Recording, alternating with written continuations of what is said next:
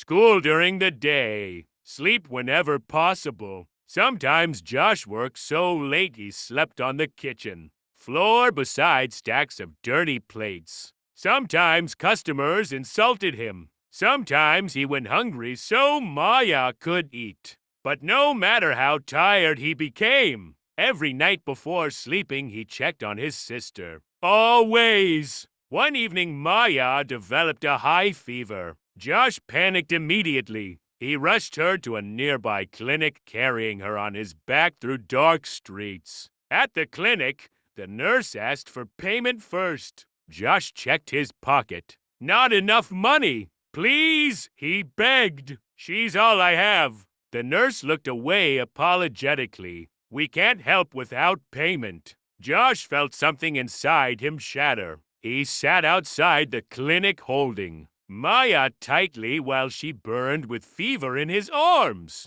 And for the first time since his mother died, Josh became angry at the world. Really angry. He looked up at the night sky with tears streaming down his face. What else do you want from me? He whispered. I'm trying. Cars passed. People walked by. Nobody stopped. A homeless old man sitting nearby slowly spoke. The world doesn't stop for pain, son. Josh looked at him quietly. The old man smiled sadly. But good people survive anyway. Those words stayed with Josh. Days later, the restaurant owner noticed Josh coughing badly while working. You sick? I'm okay. You look terrible. Josh continued washing dishes. Then suddenly he collapsed. When he opened his eyes again, he was lying in the restaurant storage room with a blanket over him.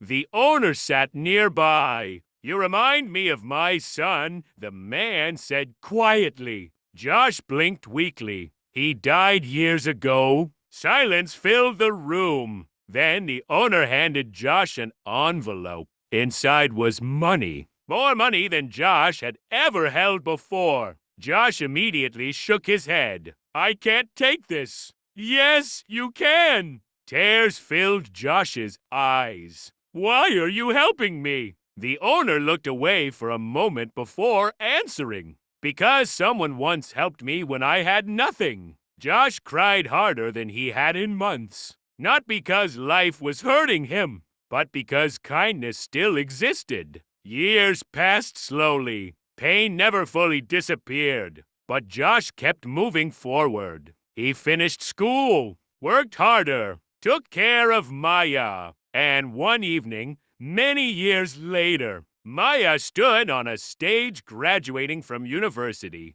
The crowd applauded loudly. Josh sat quietly in the back row wearing his old suit. The same boy who once slept hungry. The same boy who nearly gave up. The same boy life tried to destroy. Maya spotted him in the crowd and smiled through tears. Then she said something into the microphone that made the entire room silent. My brother gave up his dream so I could have mine. Josh immediately lowered his head crying. Everything I am today, Maya continued softly, is because one broken boy refused to give up on me. The crowd stood clapping, but Josh barely heard them, because for the first time in years, the silence inside him was finally gone.